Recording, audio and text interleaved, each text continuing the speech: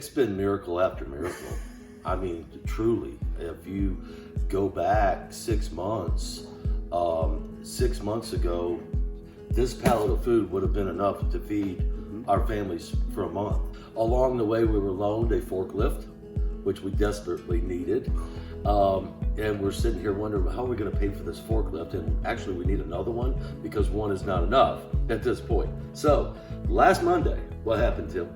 So we made a grant application for a 26-foot refrigerated truck and a forklift.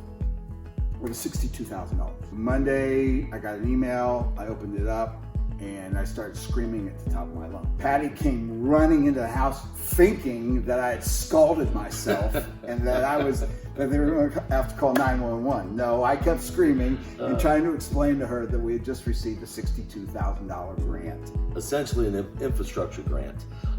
It'll pay for our forklift.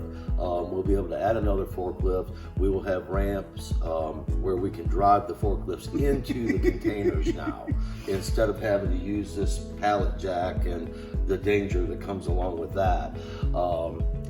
Curtains for our containers to keep the cold in.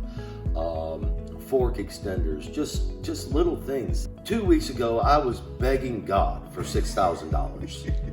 Just God, I need just $6,000. I need these ramps, I need a few things. And lo and behold, 1 week later, $62,000. You know, our people give a $5 donation for their boxes of food. The infrastructure grant, wonderful thing, but we still have a need for $10 donations. 20, 50, 100, but $10 with our buying power leveraged through the food bank allows us to buy 190 pounds of food.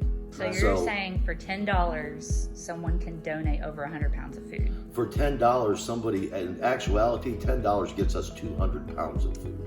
If not more. So, you know, while we appreciate people going to Kroger and coming in with a bag of canned goods or whatever that they may have paid $10 or $15 for, we can take that 10 or 15 and leverage it into a pallet of food. 6 months ago, we were looking at people's models and we had a 5-year plan. Well, oops. Now people visit us on Saturdays and look at our plan. And they're asking us, how do we do this? We have been giving away our appliances to these other distributors to let them build their distribution network, just pretty much like we have. So it's been nothing but a God thing. We believe we are feeding people who are in the food desert. United Way did an extensive study and recognized that as a food desert where food insufficiency is real. Even if COVID ends, which it will, what's taking place here on Saturday will never end. It'll continue to grow. At the end of the day, it's not about who serves the food and who distributes it. At the end of the day, it's about getting the food into the people's houses. And we don't care who does that as long as it gets done. There's no glory here. Let's just get it done. So it's a God thing that 6 months ago we would have never, ever dreamed of. We would have looked at somebody that said, you're crazy.